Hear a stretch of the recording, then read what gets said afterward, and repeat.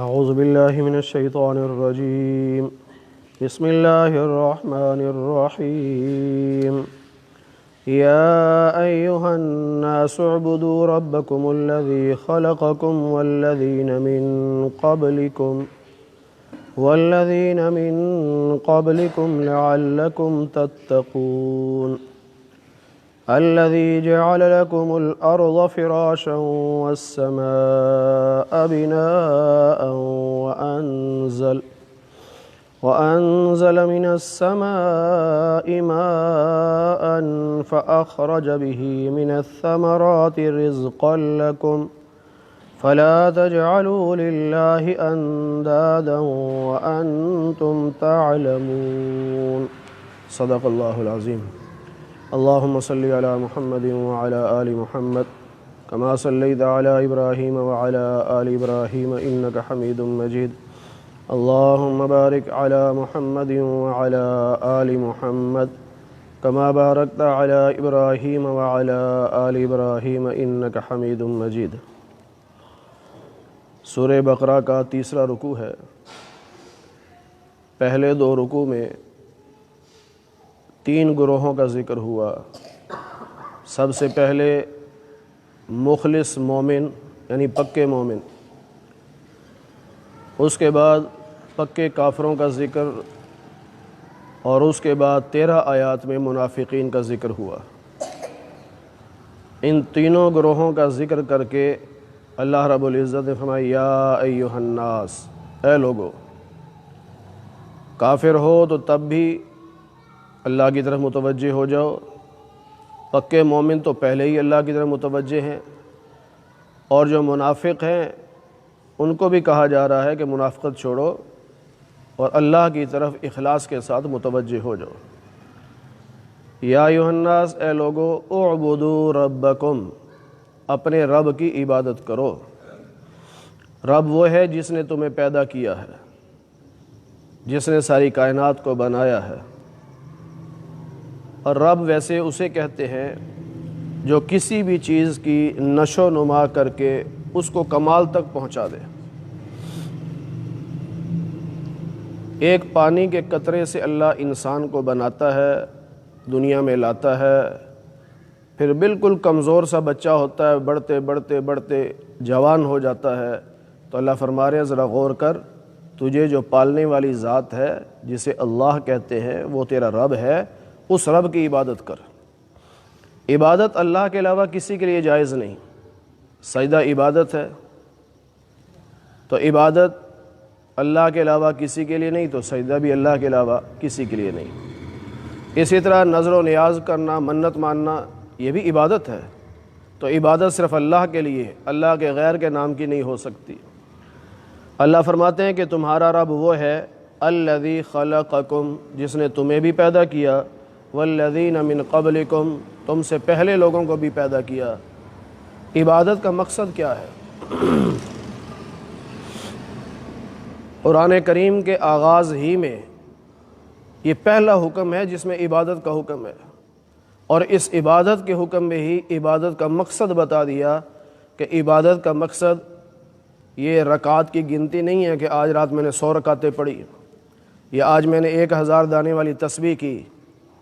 مقصد کیا ہے؟ لعلکم تتقون، کہ تم گناہوں سے بچنے والے بنو، اللہ کی نافرمانی چھوڑ دو، یہ مقصد ہے عبادت کا۔ آج ہمارا حال یہ عبادت بھی ہے لیکن اللہ کی نافرمانی بھی ہو رہی ہے۔ پکے نمازی بھی ہیں اور سودی کاروبار بھی کر رہے ہیں، پکے نمازی بھی ہیں، رشوت بھی لیتے ہیں، پکے نمازی ہیں اور گروی کا کام بھی کرتے ہیں۔ ایک طرف عبادت بھی چل رہی ہے اور ایک طرف ناجائز کام بھی ہو رہے ہیں، تو اللہ اسے منع فرماتے ہیں کہ عبادت کا مقصد تقویٰ ہے کہ انسان اپنے آپ کو گناہوں سے بچائے۔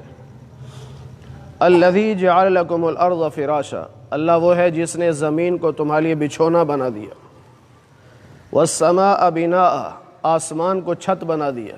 جس طرح گھر میں بندہ گھر بناتا ہے، فرش بھی ہوتا ہے، اوپر چھت بھی ہوتی ہے، تو اللہ فرماتا ہے کہ آسمان تمہاری چھت ہے اور زمین تمہارا بچھونا ہے۔ وَأَنزَلَ مِنَ السَّمَاءِ مَاءً، اللہ پھر آسمان سے بارش بھی برساتا ہے، یہ اللہ ہی کرتا ہے۔ پھر بارش سے کیا کرتا ہے؟ فَأَخْرَجَ بِهِ مِنَ الثَّمَرَاتِ، اللہ بہت سارے پھل نکالتا ہے، سبزیاں نکالتا ہے، غلے نکالتا ہے، اور یہ رزقا لکم، تمہاری روزی کا انتظام کر رہے اللہ، اللہ ہی کرتا ہے اور کون کر سکتا ہے؟ زمین کا مالک بھی اللہ، آسمان کا مالک بھی اللہ، بارش کا مالک بھی اللہ، اور بارش کے ذریعے سے زمین سے جو کچھ پیدا ہوگا اس کا مالک بھی اللہ ہے۔ فَلَا تَجْعَلُوا لِلَّهِ أَنْدَادًا وَأَنْتُمْ تَعْلَمُونَ، جب تمہیں علم ہے کہ سارے کام بنانے والا اللہ ہے تو پھر اللہ کے ساتھ کسی اور کو شریک نہ کرو۔ مت سمجھو کہ یہ مشکل کشا ہے، یہ حاجت روا ہے، یہ بگڑی بنانے والا ہے، یہ کشتی پال لگانے والا۔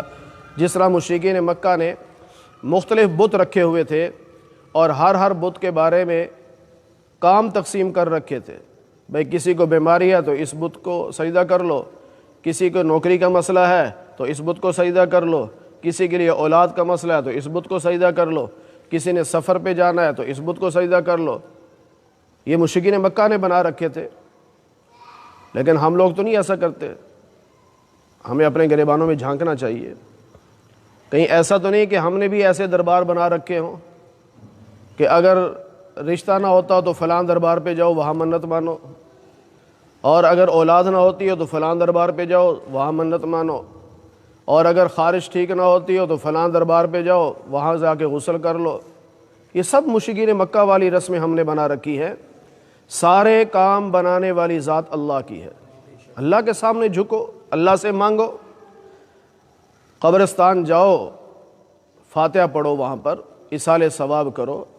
اللہ والوں کی قبر پہ جاؤ، ان کی قبر پہ جا کر ایصال ثواب کرو، پھر دعا اللہ سے مانگو۔ ہاں ان کا وسیلہ دے سکتے ہیں کہ اللہ یہ آپ کے نیک بندے ہیں، آپ کے محبوب ہیں، ان کی برکت سے یا ان کے صدقے سے یا ان کے وسیلے سے یا ان کے حق سے اور یا ان کے طفیل کوئی بھی لفظ بول لیں، اے اللہ میرا فلانا کام کر دے۔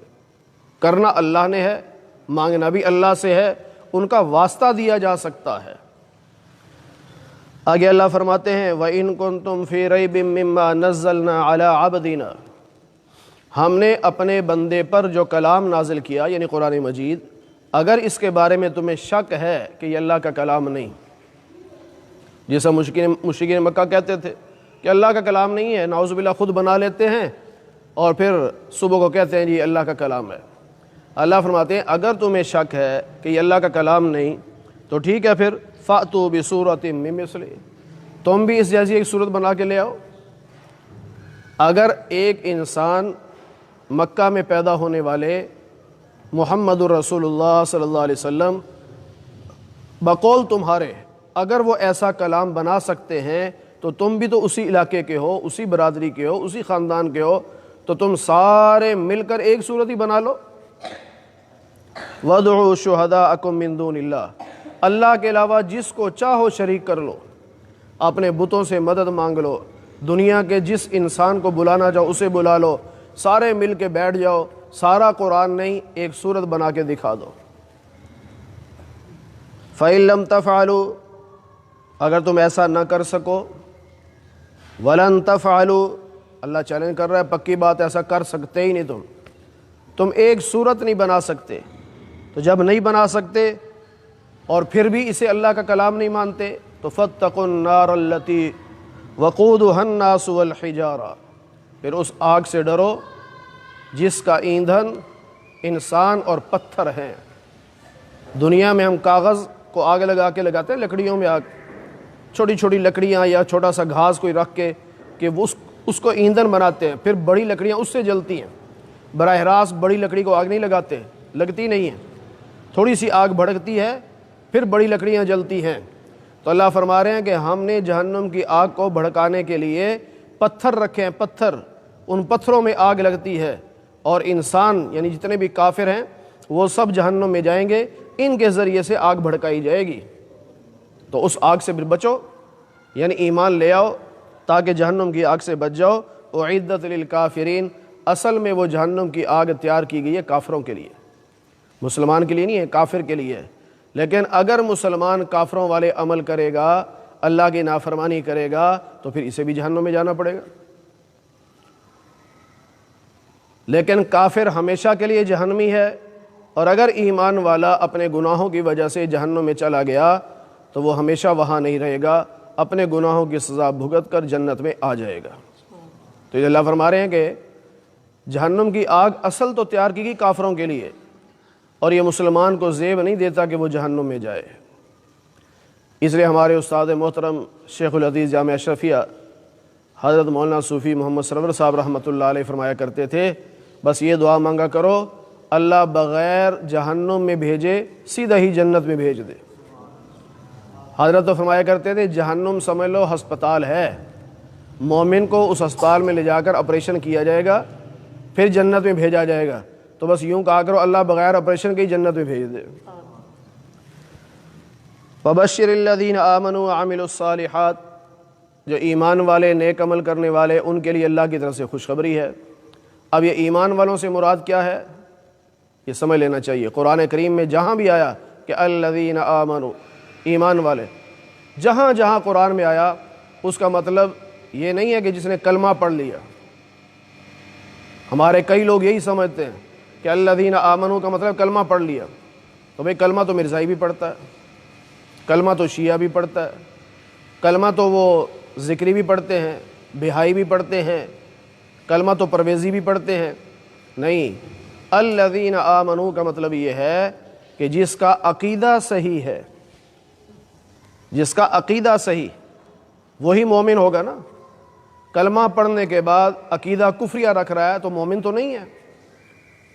ادھر کلمہ پڑھا ہے کہ لا الہ الا اللہ محمد الرسول اللہ، اور ادھر عقیدہ رکھتا ہے کہ محمد صلی اللہ علیہ وسلم آخری نبی نہیں ہے، آپ کے بعد بھی نبی آ سکتا ہے۔ ابھی کیسا مومن ہے؟ یا ادھر کلمہ پڑھتا ہے اور ادھر عقیدہ رکھتا ہے کہ نعوذ باللہ تمام صحابہ کافر تھے۔ ادھر کلمہ پڑھتا ہے اور ادھر عقیدہ رکھتا ہے کہ نعوذ باللہ یہ قرآن کریم وہ نہیں جو نبی پہ اترا تھا، تو ابھی اس کو کیسے مومن کہیں گے؟ اس لیے الذین آمنوا کا مطلب ذہن میں رکھیں جس کا عقیدہ صحیح ہے، وعملوا الصالحات، اور جسے نیک عمل کیے۔ نیک عمل کا مطلب یہ نہیں کہ جسے میں نیک سمجھوں یا جسے آپ نیک سمجھیں، مطلب یہ ہے کہ وہ جو عمل کرے سنت کے مطابق، کیونکہ ہر بندہ اپنے عمل کو نیک ہی سمجھتا ہے۔ جو کبھی مسجد میں نہیں آئے، سال کے بعد ننگے پاؤں چادریں پکڑ کر درباروں پہ جا رہے ہوتے ہیں اور ڈھول بجا رہے ہوتے ہیں، بھنگڑے ڈال رہے ہوتے ہیں، وہ بھی اس کو نیک عمل سمجھ رہے ہوتے ہیں۔ نہیں، جہاں بھی وعامل الصالحات آئے گا اس کا مطلب یہ ہے کہ جو عمل سنت کے مطابق ہو۔ تو جو ایمان لائے یعنی جس کا عقیدہ صحیح، اور جو نیک عمل کرنے والے یعنی سنت پر عمل کرنے والے، تو ان کے لیے کیا اعزاز ہوگا؟ اللہ کہتے ہیں ان کے لیے خوشخبری یہ ہے ان لہم جنات، اللہ ان کو جنت عطا کرے گا، یعنی باغات عطا کرے گا، تجری من تحتها الانہار، جس کے نیچے نہریں جاری ہوں گی۔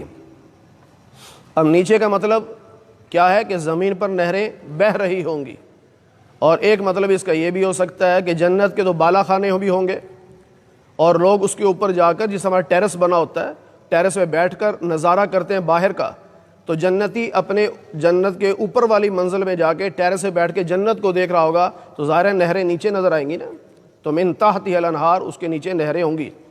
اور یہ نہریں 26واں پارہ سورہ محمد صلی اللہ علیہ وسلم دوسرے رکوع میں اللہ نے بیان فرمایا کہ 4 قسم کی نہریں ہوں گی، دودھ کی نہر، پانی کی نہر، شہد کی نہر، اور شراباً طہورا، شراب کی نہر، نہریں جاری ہوں گی۔ اور پھر احادیث میں کیا آتا ہے کہ جنتی کو اللہ نے یہ اختیار دیا ہوگا کہ وہ جو چاہے گا وہ ہوگا۔ اب اللہ اس کو سونے کی ایک چھڑی دیں گے، جس طرح یہ ہمارے S P D S P کے پاس ہوتی ہے ایک چھوٹی سی چھڑی، آگے پیتل لگا ہوتا ہے، یا کسی بریگیڈیئر جنرل کے پاس ہوتی ہے، تو وہ ایک طاقت کا اشارہ ہوتا ہے کہ یہ چھڑی، اس میں بڑی طاقت ہے، بہت بڑا یہ افسر ہے۔ لیکن یہ تو بانس کی ہوتی ہے، آگے اس پہ چھوٹا سا پیتل لگا دیتے ہیں۔ جنتی کو اللہ چھڑی دیں گے، لیکن وہ ساری چھڑی سونے کی ہوگی، اور وہ نشانی ہوگی کہ یہ جنتی اتنا طاقتور ہے کہ وہ اپنی چھڑی کو جیسے جیسے گھمائے گا نہر ویسے ویسے گھومتی چلی جائے گی۔ مثلا ٹیرس سے بیٹھا نظارہ کیا کہ سیدھی نہریں آ رہی ہیں 4، کہتا نہیں مزہ نہیں آ رہا، مجھے تو زگ زیگ ٹائپ جو ہوتی ہے نا وہ اچھی لگتی ہے۔ اب وہ اپنی چھڑی کو یوں گھمائے گا، ڈیزائن بنائے گا، جیسے جیسے ڈیزائن بناتا چلا جائے گا نہر ویسے ویسے گھومتی چلی جائے گی۔ اور پھر کلما رزقوا منہا من ثمرۃ الرزق، جب بھی اسے جنت میں کھانے کو پھل دیا جائے گا یا کوئی بھی چیز کھانے کو دی جائے گی تو یہ کہے گا ھذا الذی رزقنا من قبل، یہ تو میں نے پہلے بھی کھایا۔ اللہ فرماتے ہیں نہیں، تجھے اس جیسا دیا گیا تھا، یہ نہیں تھا، وہ پہلے جو تو نے کھایا وہ اس جیسا تھا، یہ نہیں تھا۔ یعنی تو نے تو عام سی چیز کھائی تھی، یوں سمجھ لو اس کی ڈپلیکیٹ کھائی تھی، نقل، اصل تو اب کھائے گا تو۔ اب اس کے دو مطلب ہیں، ایک یہ کہ جنتی کو جب پھل ملے گا تو کہے گا ایسا تو دنیا میں بھی کھایا، کہ من قبل سے مراد دنیا، کہ ایسا تو دنیا میں بھی کھایا۔ تو اللہ فرمائیں کہ نہیں، دنیا کا تو پھل اور تھا، جنت کا پھل اس کا ذائقہ ہی کچھ اور ہے۔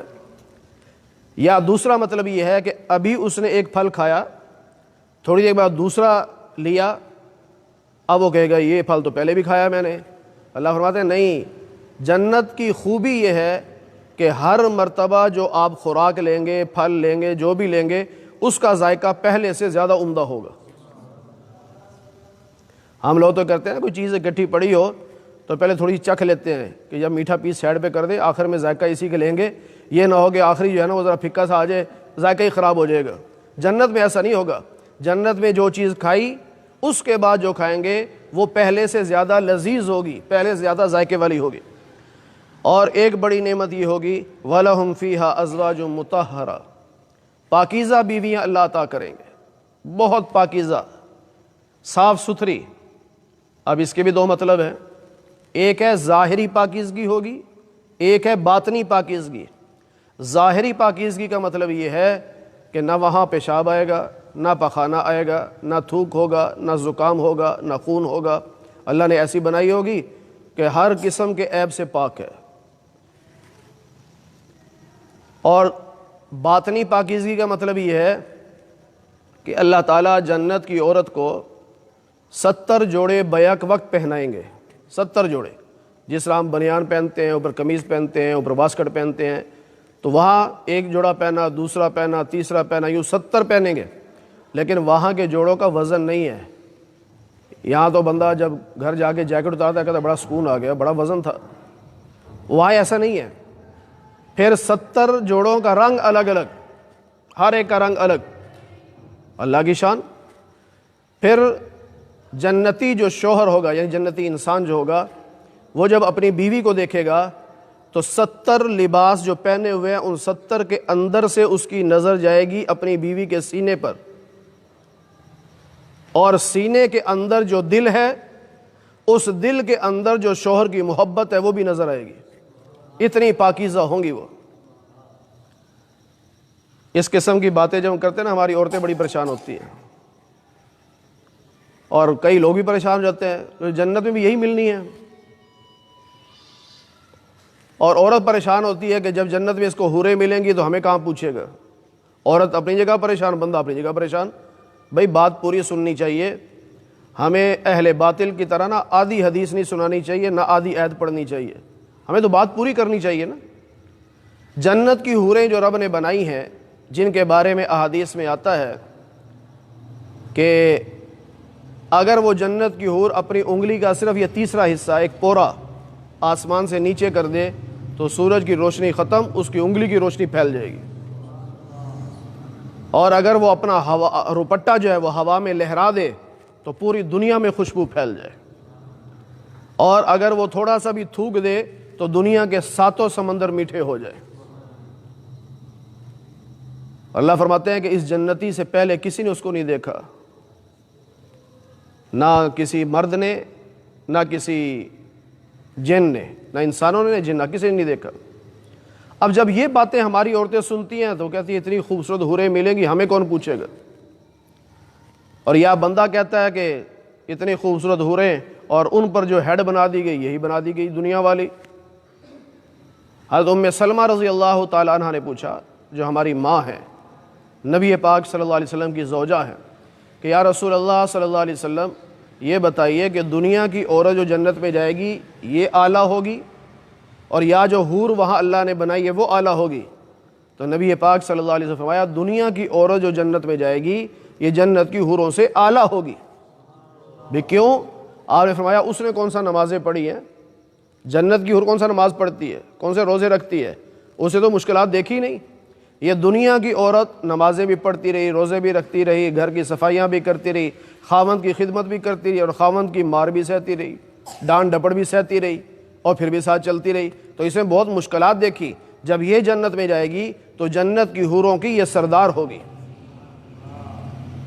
اور حدیث پاک میں ہے جنت کی حور سے 70,000 گنا زیادہ خوبصورتی اللہ تعالیٰ دنیا کی اس عورت کو عطا فرمائیں گے۔ تو جب یہ حوروں سے زیادہ خوبصورت ہوگی تو پھر یہی تو ملکہ ہوگی، اور باقی تو نوکرانیاں ہوں گی۔ جس طرح فیکٹری میں جاتے ہیں تو وہاں لڑکیاں کام کرتی ہیں فیکٹریوں میں، لیکن اگر وہاں مالک کی اپنی بیگم بیٹھی ہو تو وہ لڑکیوں کو توجہ ہی نہیں کرتا، یہ تو ملازمہ ہے، اصل تو ملکن یہ بیٹھی ہے، ملکہ تو یہ بیٹھی ہے۔ تو بالکل اسی طرح جنتی جنت میں جائے گا، حوریں بھی ہوں گی لیکن وہ حوریں نوکرانیوں کی طرح ہوں گی، اور دنیا کی جو بیوی اس کے ساتھ جنت میں جائے گی یہ ان کی ملکہ ہوگی۔ اللہ فرماتے ہیں وَهُمْ فِيهَا خَالِدُونَ، یہ بات بھی یاد رکھو کہ ہمیشہ ہمیشہ جنت میں رہو گے۔ جو جنت میں داخل ہو گیا پھر نکلے گا نہیں، اسے نکالا نہیں جائے گا۔ 17ویں پارے کا آخری رکوع جب نازل ہوا جس میں اللہ نے فرمایا یا ایھا الناس ضرب مثل فاستمعوا له، اللہ مثال بیان کرتے ہیں، اسے دھیان سے سنو۔ وہ کیا؟ اللہ فرماتے ہیں یہ جو لوگ اپنے بتوں کے پاس جا کر چڑھاوے چڑھاتے ہیں نا، کھانے شانے رکھ کے آتے ہیں، ہمارے ہاں بھی بعض درباروں پہ رواج ہے جی اس پہ دودھ کا چڑھاوا چڑھانا ہے، اس کو مٹی کا تیل دینا ہے، اس کو سرسوں کا تیل دینا ہے، اس کو پیسے دینے ہیں، اس پہ جھاڑو رکھنا ہے، پتہ نہیں کیا کیا بنا رکھا ہے۔ تو اللہ فرماتے ہیں جو تم کھانوں کے چڑھاوے چڑھاتے ہو نا بتوں کے پاس رکھ کے آ جاتے ہیں، حالانکہ بت نے کہاں کھانا ہے، نہ وہ بولتا ہے، نہ وہ دیکھتا ہے، نہ وہ چلتا ہے، نہ وہ کھاتا ہے، کھانا تو مجاوروں نے ہے، مسٹنڈوں نے جو بیٹھے ہوئے وہاں پر۔